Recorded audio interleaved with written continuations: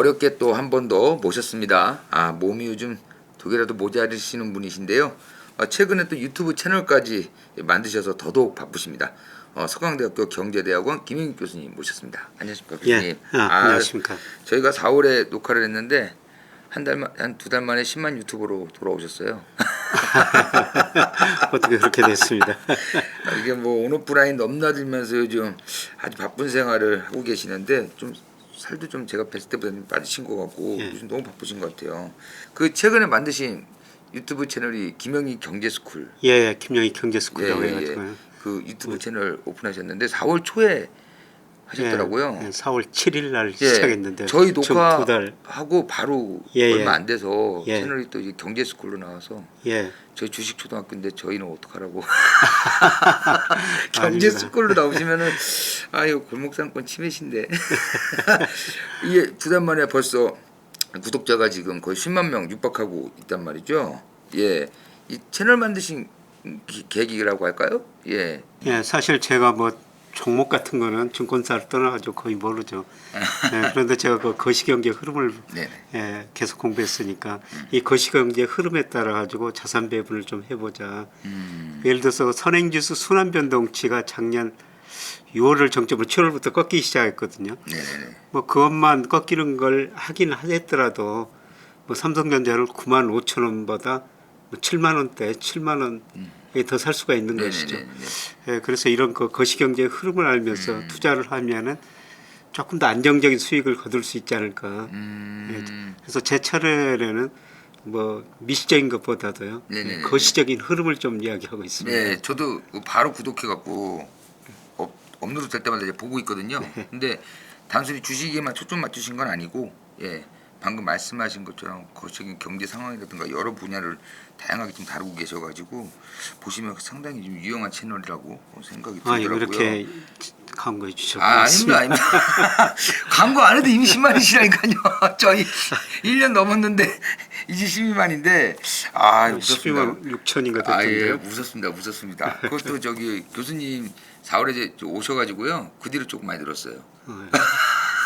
저희도 그 아무래도 이제 곧 10만 되면은 좀 소감이 좀 있으실 것 같아요.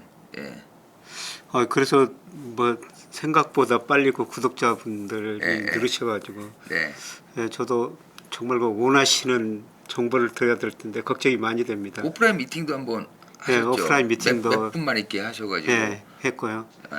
그리고 사실 저는 댓글을 거의 안 보는데 사실 그 제 유튜브를 관리하는 회사가 있거든요. 거기서 뭐 촬영 편집 다 해줍니다. 거기 담당자들이 댓글을 보고 구독자분들께서 뭘 그 요구하시는지 뭘 궁금해하시는지 그런 걸 저한테 주시면은 그래서 제가 그걸 뭐 가끔 대답도 하고 그렇게 하고 있습니다. 벌써 두 달 되시기 전에 그 일종의 팬미팅인데 그것도 한번 하셨고 앞으로 뭐 라이브나 아니면은 그 오프라인에서의 그런 구독자의 만남은 계속 이렇게 자주 가시는 거죠? 뭐 가끔 하려고 그러는데요. 뭐 라이브까지 하시면 굉장히 파급효과는 클 텐데 힘드실 것 같은데.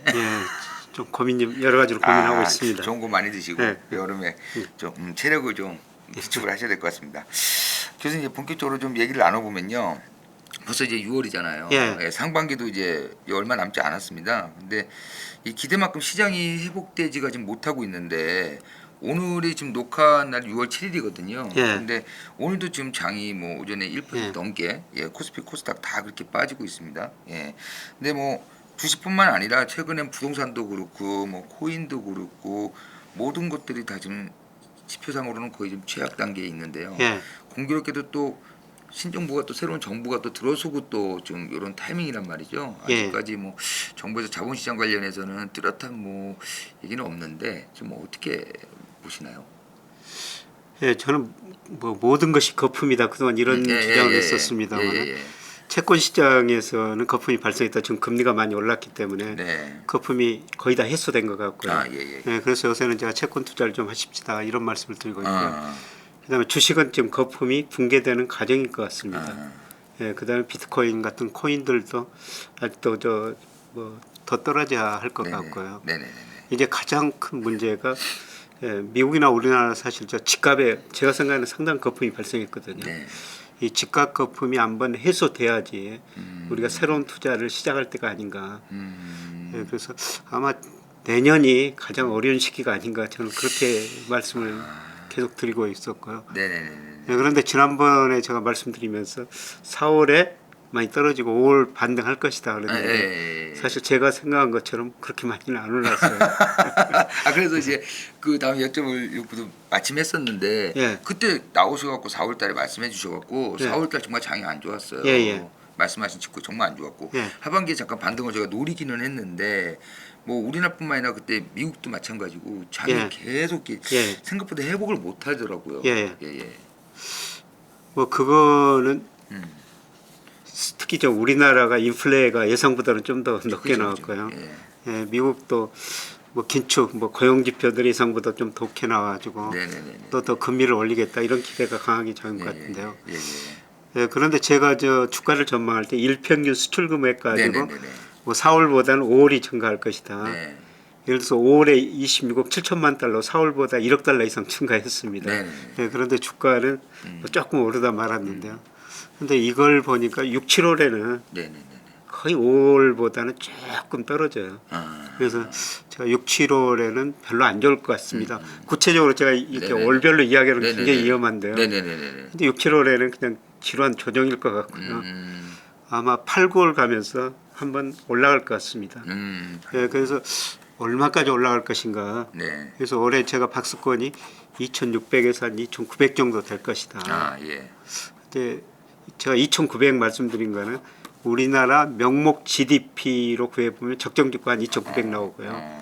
예, 그다음에 일평균 수출 금액을 전망해 보면서 적정 주가를 구해 보면은 한 2,900 정도 나오거든요. 네네네. 그래서 이게 적정 수준이니까 여기까지는 한 번은 가지 않을까. 네네네. 예, 이렇게 생각합니다. 예, 그런데 뭐 6, 7월은 6월 시작하면서 오늘 또 지금 아까 네네네. 1% 이상 떨어졌다고 네네네. 말씀을 하셨습니다만은 한 지루한 조정일 것 같습니다. 네. 예.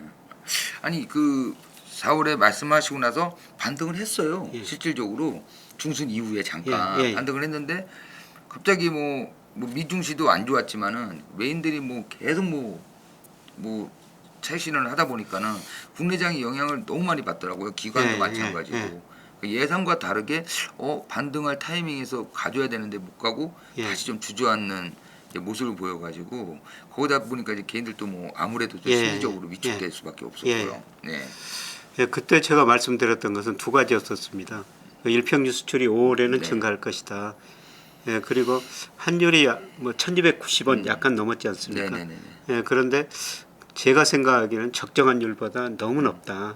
예, 그래서 환율이 떨어지면서 외국인이 좀 주식을 살 것이다. 네. 그런데 뭐 5월 초 중순까지 팔다가 뭐 5월 후반에 좀 네네, 사더라고요. 맞아요. 예. 그래서 월간으로 보면은 외국인 순매수가 약간의 플러스였어요. 약간 플러스.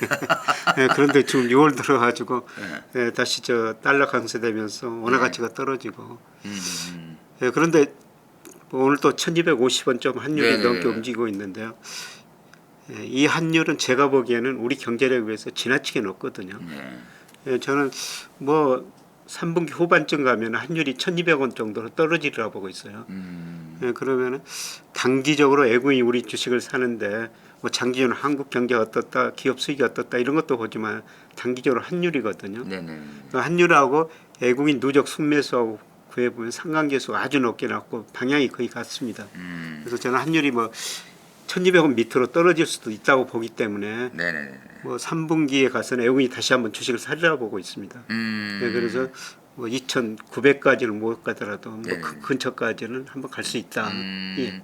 지금 뭐 2,600 지금 이제 넘어서 잠깐 그 상태에서 횡보인데 예. 2,900까지면은 굉장히 위로는 좀 어느 정도 열려 있는. 한번 10%의 근처. 예. 어떻게 보면 지금 상이 좀 그런 매수 타임이라고 또 볼 수 있겠네요. 지금 그렇죠. 지수 지금은 때문에 보면. 우리 지수대가 상당히 좀 저평가 영역에 들어서 있죠. 네네네네. 그러니까 명목 GDP로 추정해도 한 2,900 나오고요. 네네네. 뭐 일평균 수출 금액 가지고도 해도 3분기 정도 가면 2,900 나오거든요. 네네. 왜 저평가 영역에 들어섰습니까? 네네. 그래서 적어도 지금은 올 뭐 3분기 후반, 4분기 초반까지는 볼 때 네. 주식은 팔 시기는 아니고 네. 그냥 보유하고 있는 시기다. 있는 시기다. 네, 지금보다는 뭐 조금 더 높은 수준에 뭐 파시겠다면 팔 수 있는 기회가 올 수 네네. 있을 것이다. 저는 그렇게 보고 있습니다. 네. 이렇게 좀 잠깐 장을 쉬어갈 때는 관망을 하면서 좀 보고 가야 되는데 네.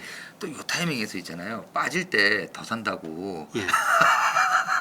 이때가 기회다 하고 또 막 사시는 분들이 계세요. 어떤 분들은 뭐 지금 저도 그 증권회사 자료도 네. 뭐 남의 의견도 들어야 네. 되니까요. 네. 뭐 자료도 보는데 대부분 증권회사들 하반기는 뭐 대체로 낙관적으로 보는 것 같던데. 네네네네네. 예. 일부 증권에서 3천 이야기도 하고. 그렇죠. 예. 근데 장이 뭐 솔직히 소위 말해 뭐 지금 뭐 점쟁이가 아닌 이상 누구도 예측을 못하는 예, 장이다 그렇죠. 보니까 예. 상당히 좀 어려운 장이다 이렇게들 다들 얘기를 좀 많이들 하시더라고요.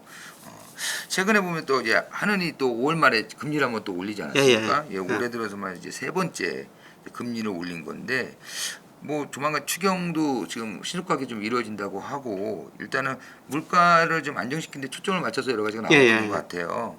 이렇게 되면 좀 경기 회복이라든가 아니면 시장의 물가 안정이라든가 이런 부분들이 좀 잡힐 수 있을까 어느 정도는. 그래서 이제 가장 큰 게 물가인데요. 네네. 언제 네네. 잡힐 것인가. 그렇죠, 그렇죠. 예, 그게 5월 소비자 물가가 마찬가지니까. 뭐 전년 네. 동월 대비 5.4%로 거의 네네. 14년 만에 최고치를 기록했지 않습니까? 네네네네. 뭐 제가 가진 모델로 예상하면은 6월은 조금 더 높게 나옵니다. 예, 그리고 이제 7월부터는 물가 상승세가 좀 둔화되게 나오거든요. 네. 그리고 연말 뭐 내년으로 갈수록 특히 내년에는 물가 상승률이 한 2%대로 나오거든요. 네네. 그래서 아마 6월이 가장 고비가 아닌가. 그래서 6월 물가가 이제 또 7월 초에 발표되고요. 네네. 이제 7월 물가가 굉장히 중요한데 네. 7월 물가는 또 8월 초에 발표되지 않습니까? 네네네.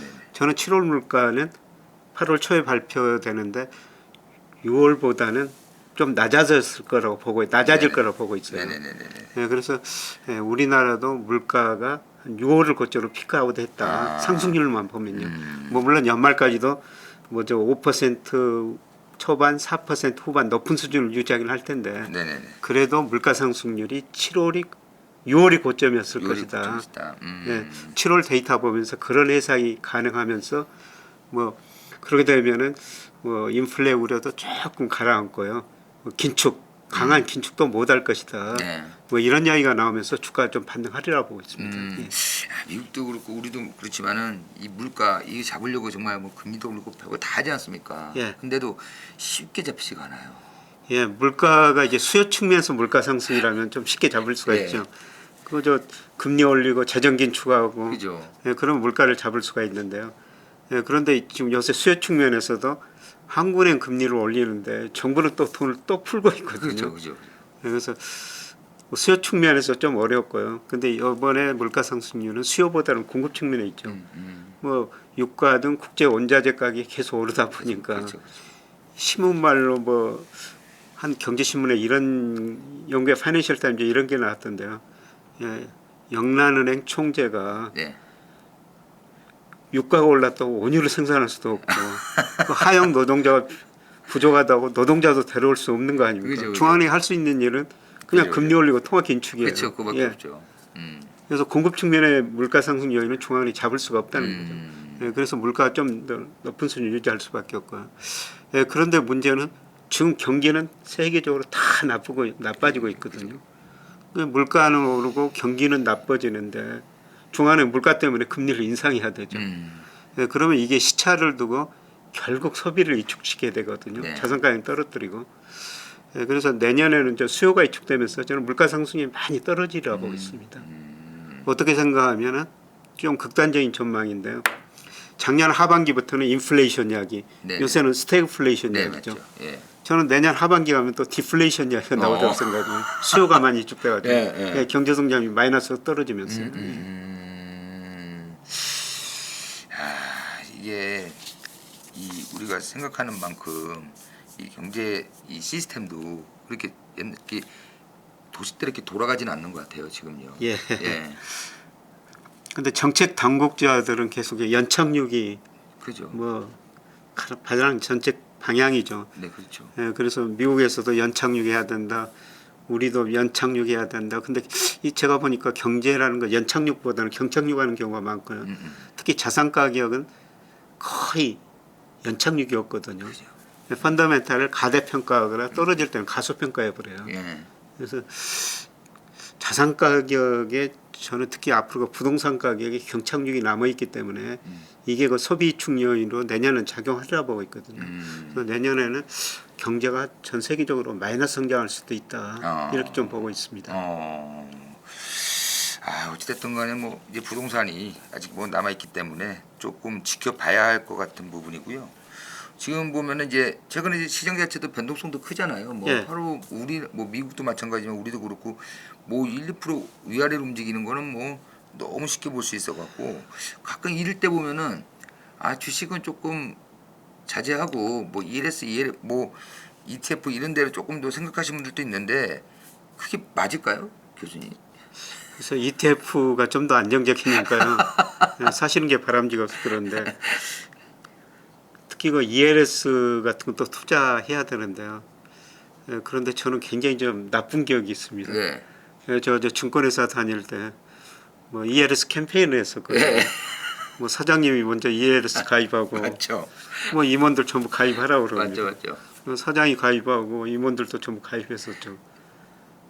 그런데 30% 손해 보고 그래서 저희가 찾은 적 있었어요. ELS가 항상 항생지수 뭐 기초자산으로 해서 많이들 했었잖아요. 예. 그때 한번 폭락해갖고 예. ELS 사태 한번 크게 난 적도 있었거든요. 그러니까 ELS 사실 때는요 정말 그 상품 구조를 잘 보셔야 됩니다. 그런데 ELS는 상품 구조가 사실 복잡하거든요. 그죠. 증권사 직원들도 고객들한테 그 내용을 잘 설명 못할 겁니다. 그렇죠. 예, 그리고 이렇게 변동성이 심한 시기에는 저는 ELS 권하고 싶지는 않습니다. 저는 이제 항상 ELS 하면은 어떤 기초 지수 딱 잡아놓고 녹인 녹아웃 해가지고 예. 여기서 뭐 벗어나면 적이 되고 안 벗어나면은 얼마가 나오고 이렇게 쉽게들 설명들을 많이 하잖아요. 그리고 중요한 거는 ELS하고 ETF 차이는 ELS는 주로 만기가 주로 있지 않습니까? 그렇죠. 만기가 그런데 있죠. ETF는 만기가 없으니까. 없죠. ETF는 오르는 데 샀다가 떨어지더라도 그냥 기다리면 되는데 그죠. 시장 ELS는 만기가 되면은 음. 그 어떤 식으로 맞아요, 정리해야 맞아요. 되지 않습니까? 맞아요. 그래서 저는 이런 변동성이 심한 시기에는 ELS는 권유하고 싶지는 않습니다. ETF는 어찌됐든 시장에서 소화를 가능하니까 예. 좀 더 다루고 있다 보면 또 회복할 수도 있는 여지가 있는 거고 그렇습니다. 뭐든지 만기가 있는 거는 항상 조심을 해야 됩니다. 예, 맞습니다. 만기가 있는 거는요. 그 이전에 뭐 좋은 일도 있을 거고 나쁜 일도 있을 거요. 맞죠. 만기가 있는 상품은 지금 저는 전혀 투자하는 시기는 좀 아니라고 생각하고 있습니다. 예, 그만큼 불확실성이 높다는 거죠. 맞죠. 예, 지금 특히 이런 때는 조심을 해야 됩니다. 그 아까 이제 우리 저희 외국인 얘기를 잠깐 교수님 했는데요. 일단은 5월 말에 조금 이제 들어오긴 했지만 어찌됐든 간에 최근에 많이 자금이 지금 이탈했잖아요. 또 뭐 외국인 우리나라 국내 주식 비중이 뭐 역대치하다 뭐 이런 얘기도 나오고 했었는데 일단은 5월 말에 좀 유입되는 그런 자금 흐름으로 봐서는 6, 7월 외국인들 또 이 자금 유입도 조금 한번 기대해 볼 만한 여지가 좀 있는 건지. 예, 저는 뭐 8, 9월 정도 한번 장이 올라갈 것이다. 네네네. 예, 그거는 세 가지 이유입니다. 일평균 수출 금액이 증가할 것이다. 그다음에 환율이 1,200원으로 접근하면서 외국인이 살 것이다. 예, 그다음에 우리나라 코스피하고 제일 같은 방향으로 움직이는 게 선행지수 순환 변동치라는 게 있거든요. 예, 그게 지금 작년 7월부터 계속 하라는데 제가 예상해 보면은 3분기에 일시적으로 반등을 해요. 물론 제 모델상 수치입니다만은 뭐 추세적인 상승 아니고요. 우리가 뭐 등산하다 산을 내려보면 작은 언덕 정도 있거든요. 뭐 그 세 가지 요인을 봐가지고 3분기 정도는 주가 한번 반등하리라 보고 있거든요. 예, 그때 역시 외국인들이 우리 주식을 사면서 환율 하락을 기대하고 뭐 5월 잠깐 지금 맛을 보였습니다만 아마 3분기에는 외국인들이 상당히 좀 많이 살 것 같습니다. 3분기에는. 근데 외국인 지금 전반적으로 전업종이 다 많이 빠져 있잖아요, 교수님. 외국인들이 이제 국내에서 주식을 담기 시작한다면은 아무래도 뭐 대형주 중심이다 그러면 삼성전자가 워낙 많이 빠져 있고 지금. 아무래도 그 좀 더 빨리 유입되는 어떤 섹터들이 좀 있을 것 같은데 어느 쪽으로 관심을 좀 많이 가질까요? 일단은. 외국인들이 우리 자식을 살 때는 뭐 한국의 대표적인 종목이죠. 그죠. 예, 그래서 저는 삼성전자라고 보고 있는데요. 지금 삼성전자가 정말 부진하죠. 6만 5천 원, 6만 예. 6만 원 중반까지 예. 내려와 있어요. 뭐 여기서 조금 더 떨어질 여지는 있을 것 같습니다. 예, 그러나 여기서 떨어지면 떨어질수록 싸지기 때문에 네. 뭐 삼성전자도 아까 코스피가 제가 10% 정도 상승 여력이 있다 네. 이런 말씀을 드렸습니다만은 뭐 삼성전자도 뭐 그 정도 그 이상 상승 여력이 있다고 보고 있습니다. 네, 지수와 많이 좀 연동될 수 있으니까 예, 삼성전자는. 예. 일단은 외국인들이 하반기에 조금 주식을 담기 시작하면은 우리가 제일 관심 가질 것들은 뭐 삼성전자와 같이 좀 그 대형주들 예, 이런 중심으로 그동안 좀 많이 좀 눌려 있었으니까 아무래도 외국인 이탈이 좋은 기업인데 외국인 이탈이 가장 많은 종목들도 바로 채울 거 아닙니까? 그렇죠. 예, 뭐 그런 삼성전자가 많이 줄어들었더라고요. 아까 코스피 우리나라 주식시장도 외국인 시가총에서 한 32%까지 얼마 전에 가지고 있었는데 네네네. 최근 보니까 27%로 줄어들었다고요. 네네네네. 그 삼성전자 많이 판 거죠. 많이 판 거죠. 예. 예, 그 판만큼 뭐 삼성전자 주가가 제가 삼성전자 담당 애널리스트 아닙니다만 네네네. 사실 이익에 비해서는 저평가된 거는 사실이거든요. 맞죠. 그래서 어느 정도 적정 수준 갈 때까지는 외국인 주식을 사면서 저는 오르라고 보고 있습니다. 근데 문제는 지금 당장은 조금 뭐 지루한 조정이고요. 네. 뭐 여기서 뭐 6만 3천 원까지도 떨어질 수 있다고 저는 보고 있거든요.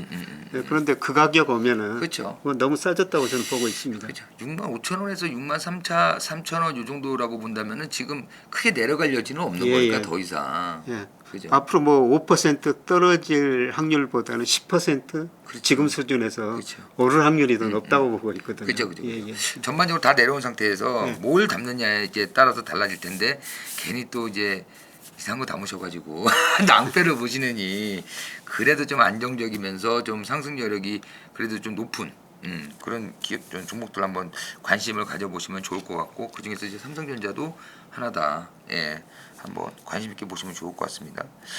그 최근에 중국이 그 뭐 지역 봉쇄를 계속 코로나 때문에 봉쇄를 하다가 좀 풀어주기 시작했어요. 예. 예. 예. 여기도 이제 못 견디는 거죠. 계속 봉쇄만 예, 해서는 안 그렇죠. 되잖아요. 예, 경제가 계속 어려워지니까. 예, 계속 닫을 수는 없으니까 조금씩 이제 해제를 하고 있는데 그러다 보니까 이제 리오프닝 기대감이 또 나오기 시작하고 이제 중국도 그동안 이제 많이 좀 빠져 있는 예, 상태이긴 예, 하니까 아무래도 중국 투자를 또 하시는 분들도 관심들이 좀 있을 것 같아요. 예. 기회가 오는 것이냐 또. 저는 저점이 미국, 우리나라보다 중국이 더 빨리 오리라 보고 있거든요. 예, 그거는 그 경기 순환 차원에서 말씀드리는데요. 뭐 우리나라나 OECD 선행지수 보면은 대체로 작년 7월이 고점이었었어요. 네. 예, 중국은 먼저 경기가 꺾였거든요. 작년 2월이 고점이었었어요. 예, 중국이 경기 순환상 먼저 정점을 쳤기 때문에 네네네네.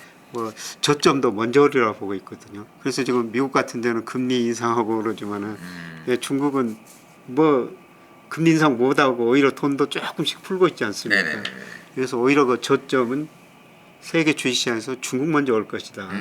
그래서 최근에 그 중국 주가가 좀 반등하고 있습니다만은 네. 예, 저는 뭐 미국 시장보다는 지금은 중국 시장에 더 관심을 가져야 된다. 물론 그 중국도 저는 그 종목은 좀 중국 정부가 시장에 워낙 많이 개입을 하기 그죠, 때문에 그죠. 예, 종목보다는 중국은 ETF나 랩, 뭐 펀드, 뭐 간접 이런 식으로 투자하시는 게 좋을 것 같고요. 예, 제가 저 중국 주식 투자하십시다. 그러면서도 계속 말씀드렸던 것은 예, 중국의 그 전기차 ETF를 좀 사십시다. 네네네. 예, 그게 많이 올랐다가 또 많이 떨어졌습니다. 지금 조금 반등하고 있지만. 네네. 근데 저는 큰 흐름상 중국의 전기차 시장이 굉장히 빠른 속도로 확대되리라 보고 있거든요. 네네네. 뭐 세계에서 제일 빨리 확대되리라 보고 있습니다. 네네. 예, 그래서 이런 주식은 뭐 떨어질 때마다 뭐 멀리 내다보고 가지고 가시는 건 괜찮을 것 같아요. 네. 저희가 한번 ETF를 최근에 좀 소개를 하다가 이 전기차하고 메타버스 쪽으로 좀 설명을 하다가요. 예. 중국 기업에 대해서 좀 얘기가 나왔었는데 전기차하고 메타버스 관련 기업들이 중국이 가장 많아요. 예, 많죠. 예. 특히 전기차는 뭐 밸류체인별로 쭉 보면은 뭐 어지간한 기업들은 다 중국에 있더라고요, 확실히.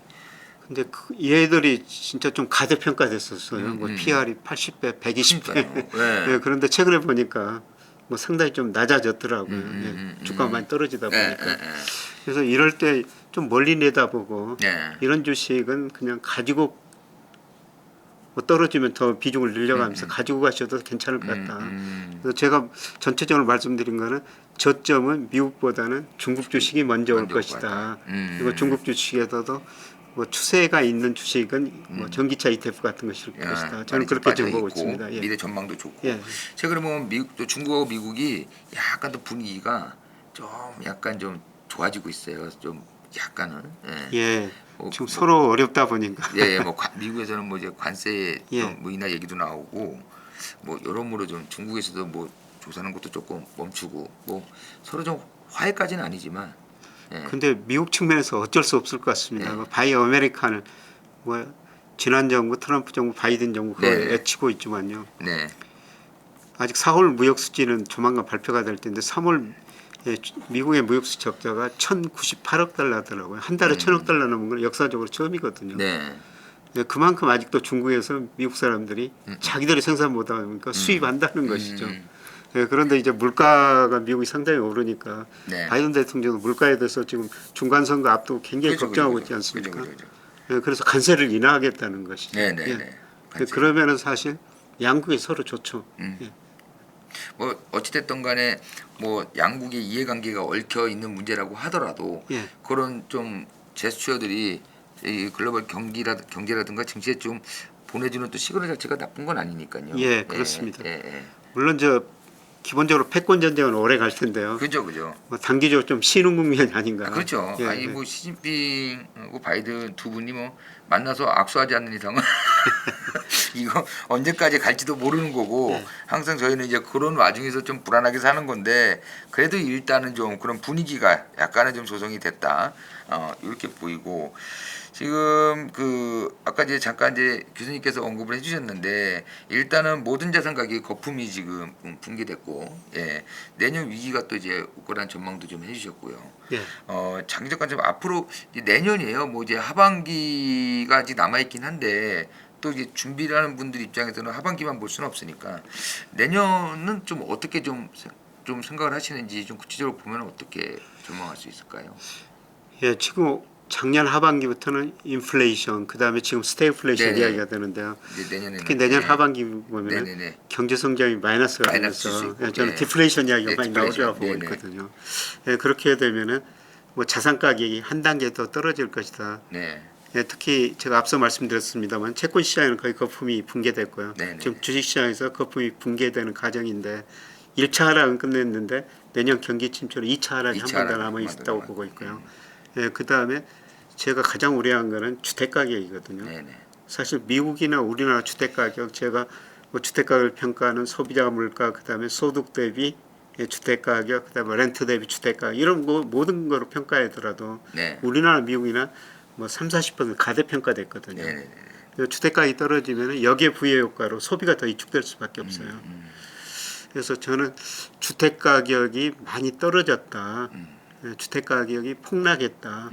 아마 언론에 이런 보도가 많이 나올 때 네네. 우리가 그때 적극적으로 투자를 시작하시는 게 좋지 않을까. 그때 신호탄으로. 예.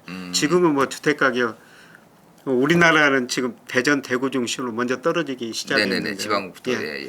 미국의 케이스 실러 지수가 좀 늦게 발표돼요. 이게 3월까지 발표됐는데 3월까지도 거의 수직으로 오르고 있더라고요. 네, 그런데 아마 이것도 하반기 들어갈수록 미국 주택 가격도 이제 꺾이기 시작할 것 같습니다. 네네네. 그래서 이게 주택 가격이 꺾이고 얼마 전에 보니까 저 캐나다 같은 데서는 좀 주택 가격이 폭락하고 있다는 이런 보도를 네네. 봤는데요. 네네네. 미국 시장에서 그런 보도가 많이 나왔을 때 우리가 미국 투자도 그때부터 서서히 봐야 된다. 예. 최근에 저희가 이제 부동산 전문가분들 몇 분 모셔가지고 말씀을 나눴었는데 하나같이 좀 말씀하신 게 교수님처럼 부동산 가격이 많이 한번 폭락을 할 거다 이렇게들 많이 전망들 하시더라고요. 실제로도 보면은. 예, 뭐 제가 부동산 전문가는 아닌데 네. 뭐 가장 중요한 게 이거 추세입니다. 부동산 가격에는. 지난 정부에서 뭐 20몇 번 부동산 어떻게 대책을 내놨는데 네. 주가 계속 오르지 그렇죠, 않았습니까? 그러니까 제가 추세를 구해보니까 통계적으로 HP 필터라고 있어요. 네네. 이걸 해보니까 이제 꺾이고 있거든요. 이게 꺾이면 오래 가요. 예. 근데 우리가 실제 체감을 못하는 게 아직도 이게 집 사시려는 분들이 들어가서 보잖아요. 예. 집값이 안 떨어져 있어요. 예. 근데 이제 거래가 안 되는 거죠. 예, 거래가 안 사실. 되고. 예. 근데 호가만 뭐- 그렇게 막 올라와 있고. 뭐 핵심 지역은 안 떨어지고 있는데 주변 지역부터 서서히 떨어지고 있는 것 같습니다. 서울 제한 뭐 경기도 일부 지역부터 오늘 또 어떤 한 언론에 보니까 뭐 경기도 어느 지역에서 2년 전에 16억이었는데 저 최근에 16억이었는데 오늘 보니까 뭐 11억으로 2년 전 가격으로 돌아왔다. 지금 저 주변 지역부터요 네네네. 서서히 나타나고 있는 것 같습니다. 어딘지 몰라도 인도권. 인도권. 근데 인도권 그리고 거기서 또 10몇 억이 말이 되냐고 하면 이게 비하가 되니까. 제가 그래서 지역은 말씀 안 드렸습니다. 저 우리 PD님이 그걸 보셨네. 부동산 관심 있나 봐. 하여튼간 부동산은 어느 때건 내간입니다. 진짜 이거 한 번도 거론이 안 된 적도 없고 오르면 오른 대로 걱정, 또 빠지면 빠진 대로 걱정. 뭐 집이라는 거는 사는 것이니까요. 맞죠. 뭐 올라가든 내려가든 사는 곳은 있어야 되고요. 투자의 관점으로만 볼 수가 없는 곳이니까. 그리고 뭐 원리금 상환 능력만 있으면은 그냥 언제든지 한 채는 사셔도 되는데 예. 뭐 투자 목적이나 지금 무리하게 돈을 빌려가지고 집을 살 시기는 아니라는 것입니다. 제가 생각하기에는. 그러다 보니까 몇 채씩 갖고 계신 분들이 갑자기 막 팔기 시작하니까 거기서 전월세 사신 분들이 아주 곤혹스러워요 지금. 예. 갑자기 뭐 계약 만료됐다고 해지하고 그러다 보니까 예. 그러다 보니까 또 이제 뭐 전세 월세나 뭐 이런 것도 좀 생기고 예. 하던데 이게 악순환이 계속 되는 것 같습니다. 보면은 일단 주식, 채권, 금, 뭐 부동산, 뭐 자산 배분은 어차피 해야 되는 부분인 예, 예. 거잖아요. 근데 우리가 이제 소득을 보면 10대, 뭐 20대, 40, 50대 보면은 다 자산 규모가 다르다 보니까 연령대별로 대충 보면은 어떤 식으로 이렇게 좀 이 포트폴리오, 이 자산 배분을 어떻게 하면 조금 효과적일까 지금 상황에서. 우리나라 네. 가계자산 보니까요. 네. 43%가 은행예금, 그다음에 30%가 보험 및 연금, 네네네. 그다음에 주식이 23%, 채권은 한 2.3% 정도 되거든요. 아직도 은행은 많이 하네요. 근데 저는 지금은 그 채권 비중을 많이 늘려야 된다고 생각하고 채권. 있습니다. 내년에 물가 상승률이 떨어지고 경제 성장이 많이 떨어지면요. 채권 수익률 떨어질 수밖에 없거든요. 네, 그래서 지금은 만기가 긴 예를 들어서 우리나라가 10년 국제 수익률 같은 거 네네네. 이런 거 채권을 사야 될다고 보고 있고요. 그 2.3%면 너무 낮다. 사실 지금 정부에서 발행한 10년 국제 수익률 3%좀 넘거든요. 네네네. 지금 은행에다 예금하면 1%, 2% 사이거든요. 네네네. 네, 그런데 혹시라도 채권 가격이 오르더라도 채권 사가지고 가지고 있으면은 연 3% 수익은 된다는 것이죠. 네. 그래서 차라리 저는 은행예금 넣을 것보다는 뭐 채권 사가지고 지금 가지고 계시는 게 더 좋고요. 네, 그리고 저는 금리가 떨어지리라 보고 있습니다. 그래서 금리가 떨어지면 채권의 시세 차익도 늘릴 수가 있거든요. 네네네. 근데 제 뭐 후배들 이야기 들어보니까 그동안 그 채권 펀드 매니저들은 굉장히 고생을 많이 했더라고요. 네. 지난 2년 동안 계속 채권 수익률이 올라버렸지 않습니까? 맞아요. 네, 그러니까 채권 사면 손해 보고. 맞아요. 그런데 제가 그 후배들한테 아마 올 하반기 내년 가면 당신들이 웃을 일이 생길 거다. 견뎌라. 네, 견뎌라. 네, 지금 이거 막바지인 것 같다. 이런 말씀을 드립니다만은 뭐 저는 지금 채권 사시는 게 가장 좀 마음 편할 거라고 생각하고 있거든요. 근데 개인들이 채권을 산다 이렇게 하면은 좀 채권을 뭐 어떻게 사야 돼라는 이 감들이 좀 있어요. 주식이나 사실 우리가 이런 것처럼 주식 저기- 사고 팔기는 쉽지만요. 채권은 좀 어렵습니다. 그죠. 채권형 펀드가 있고요. 네. 네, 그리고 채권형 ETF가 있어요. ETF. 네, 그런데 이게 아직 거래가 별로 안 됩니다. 음. 10년 국채 ETF 같은 게 있는데요. 네네네. 거래가 거의 안 돼요. 음. 그래서 사고 팔기 힘들고요. 네, 그다음에 증권회사 가면은 뭐 장 외에서 채권을 조금씩 사줍니다. 네. 네, 그러나 증권회사에서 이렇게 좀 돈이 큰 돈 가져야지 이게 자기들도 그죠. 사주지. 그죠. 맞아요. 소액 채권이라고 제가 맞아요. 증권회사 다닐 때는 있었어요. 맞아요. 네, 그런데 요새가 뭐 증권회사 가 보니까 직원들도 그걸 모르더라고요. 모르죠. 예, 그냥 주식만 거래해가지고. 맞아요. 예, 그런데 저는 우리 자산 중에서 채권 비중 2.3%는 너무 낮고. 너무 낮고. 예, 그리고 지금 금리가 뭐 기준금리는 더 오르겠지만은 장기금리 10년 국제 수익률은 뭐 하반기 내년 갈수록 떨어지리라 보고 있거든요. 뭐 시세 차익도 누릴 수가 있기 때문에 뭐 채권형 ETF 같은 거 아니면 채권형 펀드 뭐 가입하셔도 된다고 생각하는데요. 근데 사실 그 주식하신 분들은 채권 못 합니다. 너무 가격 변동이 만만하거든요. 맞아요. 이게 이 돈을 번다고요. 예. 돈이 많은 자산가들은 이 채권도 투자하고 예. 버섯 투자하고 관심도 있고 또 이렇게 넣을 수 있는 또 자금도 좀 있고 하잖아요. 예. 근데 이제 개인들도 이렇게 여러 그 포트폴리오 다양하게 담으면 좋은데 이 자산이 작다 보니까 그러지 못한 경우들이 꽤 있고. 예. 예. 예. 채권도 자산이 그거 이제 하나. 적은 게 참 예. 문제죠. 네네네. 예, 그래서 제가 뭐 두 증권회사 데이터를 한번 받아서 분석해 본 적이 네. 있는데요. 네. 20, 30대 수익률이 제일 낮더라고요. 맞아요. 뭐 주가 상승 면에서. 네. 그래서 왜 낮냐 분석해 보니까 두 가지였어요. 우선 그 20, 30대는 축적된 금융 자산이 없으니까 네. 단기 투자를 하더라고요. 맞아요. 신용을만 있습니다. 그 신용이라는 익혀야 되니까. 예. 예. 예, 그리고 소수 종목에 집중 투자하는 경향이 있어요. 수익률을 많이 예, 격등시켜서 그게 이제 많으면 모찌를 수익률이 키워야 많이 오를 수가 되니까요. 있는데 네, 그게 종잣돈을. 틀릴 수도 있거든요. 예, 그래서 돈이 적어도 분산 투자를 하셔야 된다 그런 이야기를 했더니 뭐 계란이 하나인데 예, 그걸 어떻게 나누냐. 맞아요. 그래서 뭐 농담으로 그 계란을 팔아가지고 메추리알 몇 개로 가지고 있어라 뭐 이런 농담까지 합니다만 그래도 분산 투자는 해야 되거든요. 해야 되죠. 예. 그리고 좀 뭐 멀리 투자하면 좋을 것 같고 채권도 생각해 보시는 게 네. 지금 저 주식에서 큰 돈을 벌어가지고 저희 학교에다 수십억 거의 100억 가까운 장학금을 내신 분이 있거든요. 이번 주식에서 돈을 많이 벌었는데 그런데 주식시장이 안 좋을 것 같으니까 채권 투자를 엄청 하더라고요. 이번과 상승 국면 전에 채권 수익률이 또 많이 떨어졌지 않습니까? 예.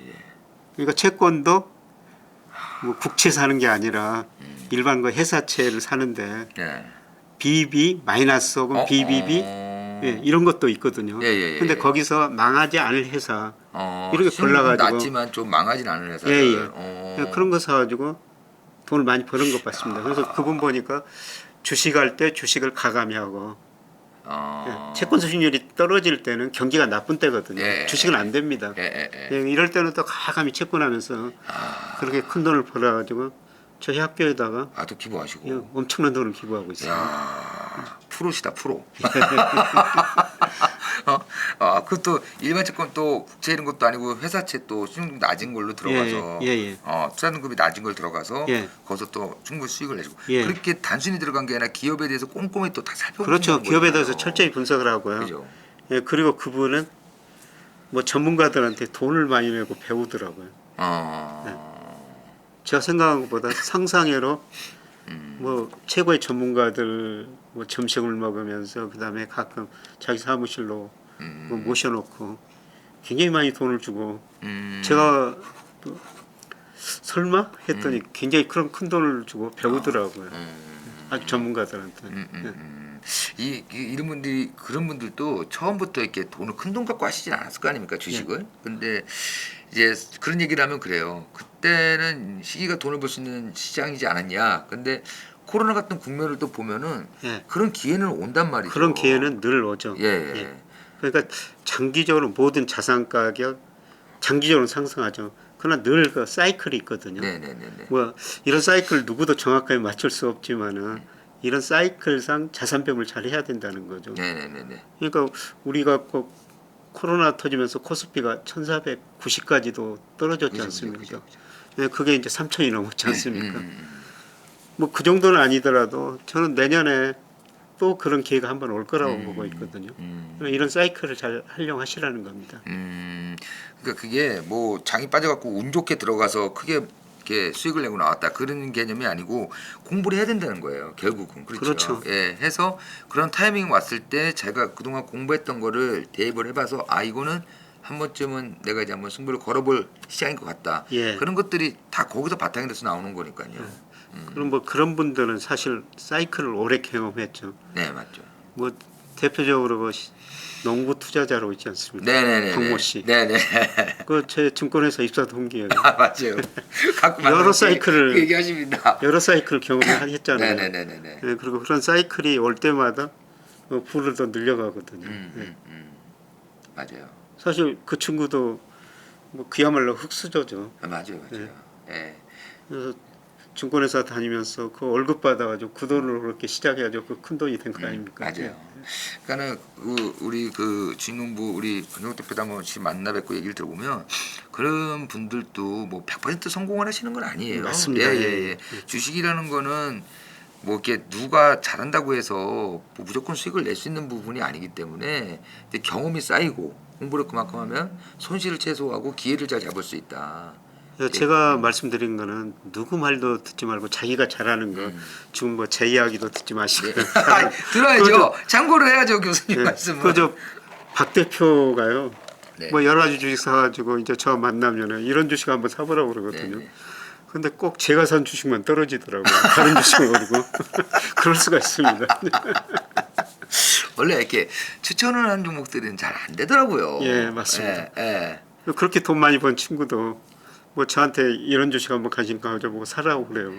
그래서 돈 많이 벌었으니까 저도 뭐 한번 사봤죠. 근데 저는 성공한 적이 이 관계가 재밌습니다.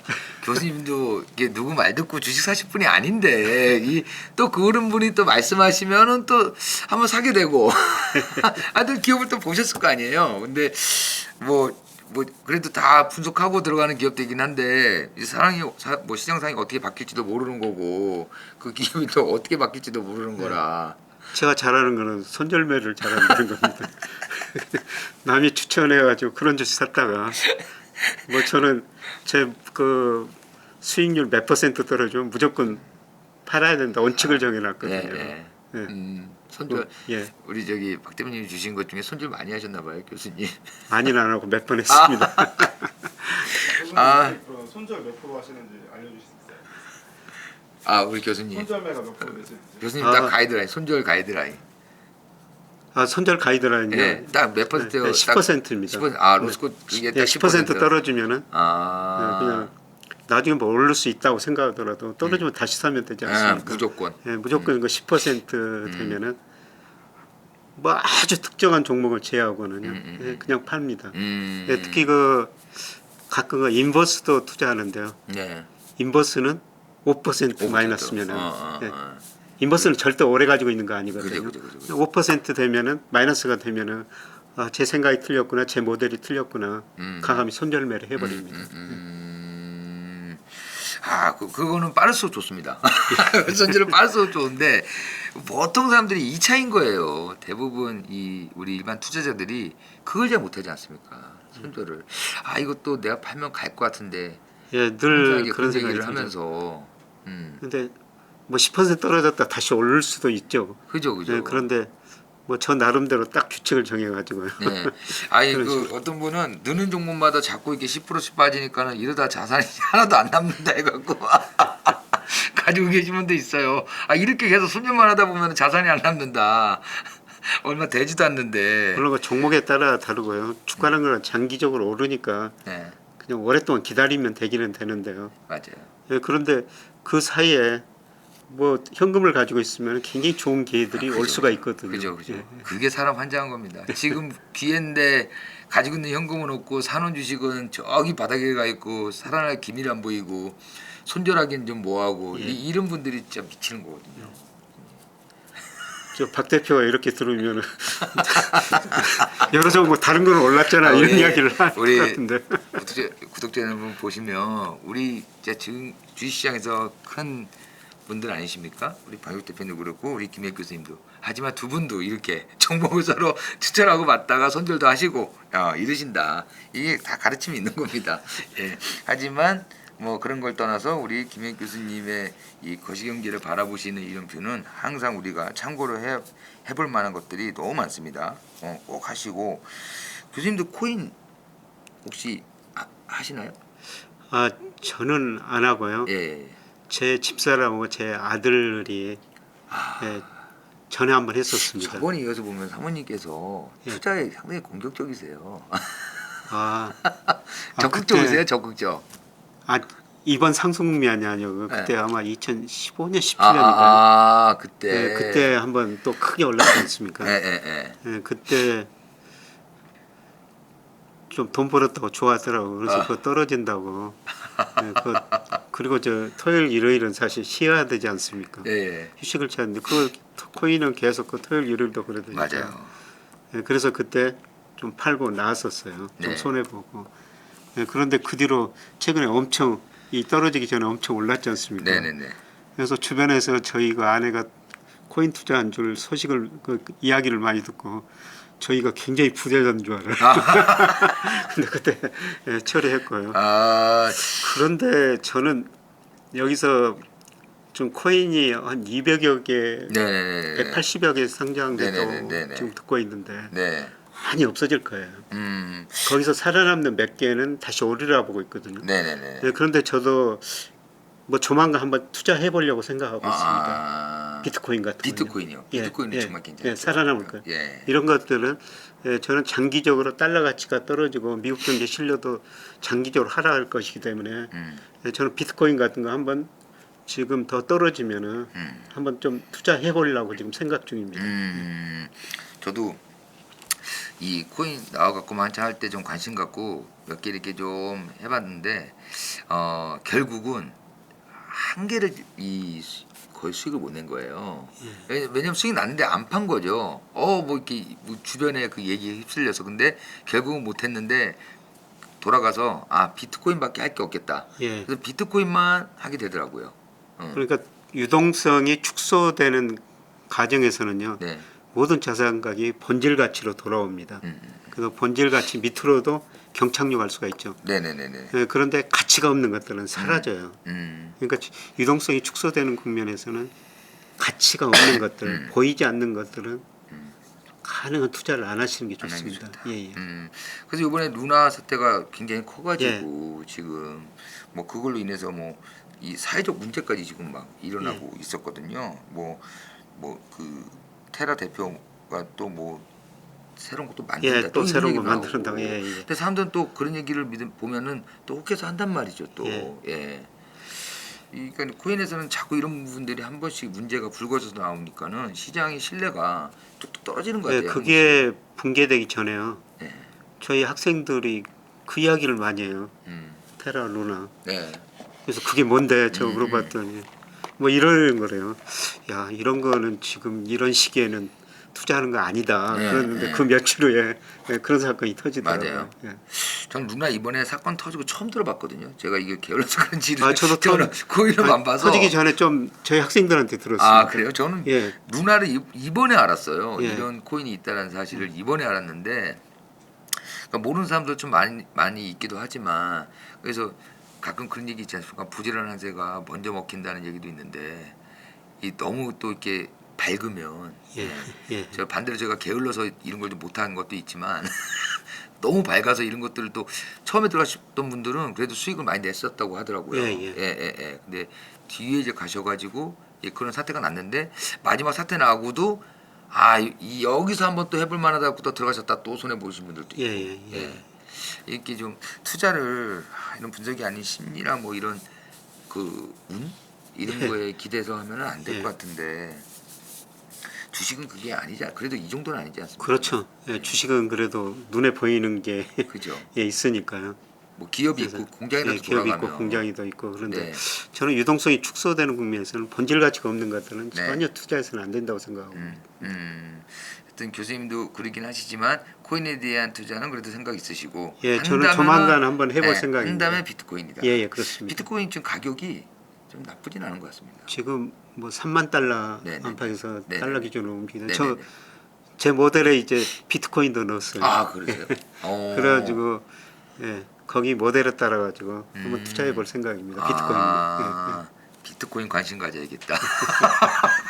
교수님 비트코인 관심 갖기 시작하셨다니까 비트코인에 한번 관심을 좀 한번 가져봐야 될 것 같습니다.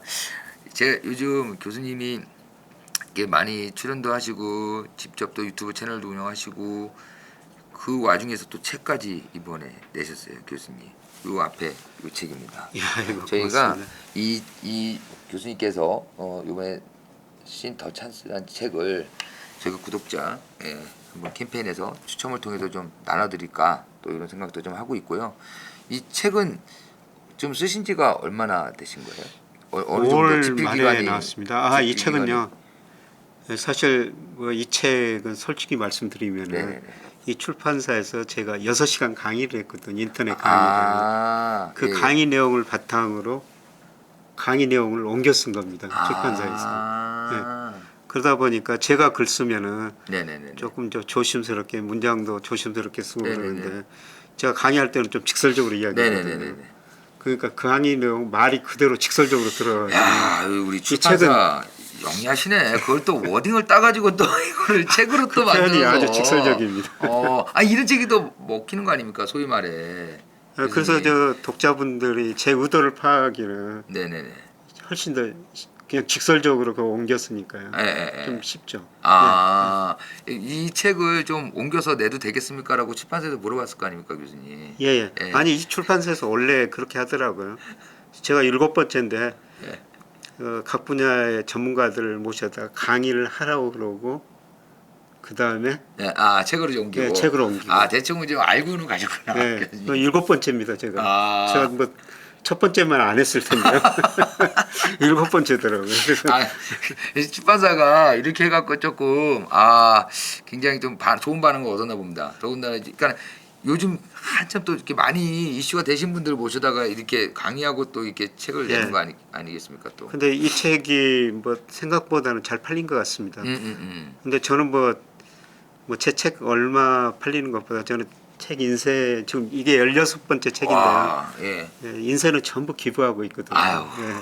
그래서 이 출판사에서 책 많이 팔렸다고 예. 계속 뭐 5세까지 찍는다고 그러더라고요. 또 좋은 일 쓰시니까. 인쇄 좀 들어오겠다. 이것도 어디다 또 기부해야 되겠다. 좀 그렇게 생각 중입니다. 이 책 내용이 간략하게 대략 어떤 내용이에요, 교수님? 지금까지 말씀드린 건데요. 그러니까 것들. 2008년 글로벌 금융위기가 오고 2020년 경제위기가 왔지 않습니까? 근데 정말 그 재정적 통화정책 써가지고 이게 굉장히 빠른 속도로 V자형으로 극복했어요. 근데 이 과정에서 각 경제 주체 부채가 너무 많이 증가해 버렸고요. 그다음에 자산가의 거품이 발생했다는 거죠. 그런데 이걸 지탱하기 위해서는 저금리고 경기가 좋아야 되는데요. 근데 물가가 오르고 금리를 인상하고 그다음에 경기가 또 더 나빠져 버리고 있다는 것이죠. 그래서 부채 문제, 자산가의 거품 문제가 금리 인상, 경기 둔화로 지금 꺼지고 있다. 내년에는 심각하게 한번 꺼질 것이다. 그때 여기 찬스라고 지금 책 제목을 적어놨습니다. 그 기회를 잡으라. 그때가 불을 늘릴 수 있는 좋은 기회가 될 것이다. 그런 내용들입니다.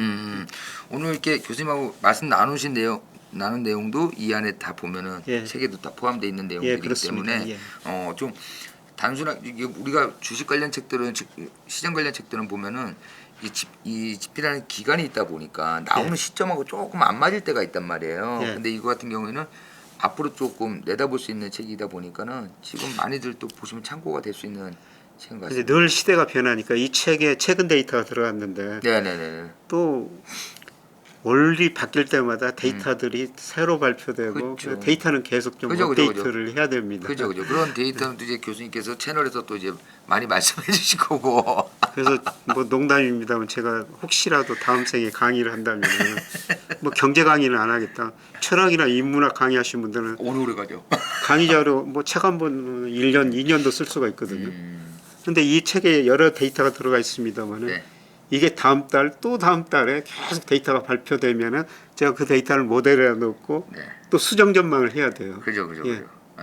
대신에 그렇게 한번 하신 분들은 이렇게 한번 부르고 이제 끝이지만 교수님은 계속 나오셨어요. 계속 나오셔야 됩니다. 새로운 게 나올 때마다 계속 나오셔야 되니까 그런 차이점이 있습니다. 아니 이제 지금 이제 10만 목전이에요, 교수님 유튜브 채널이.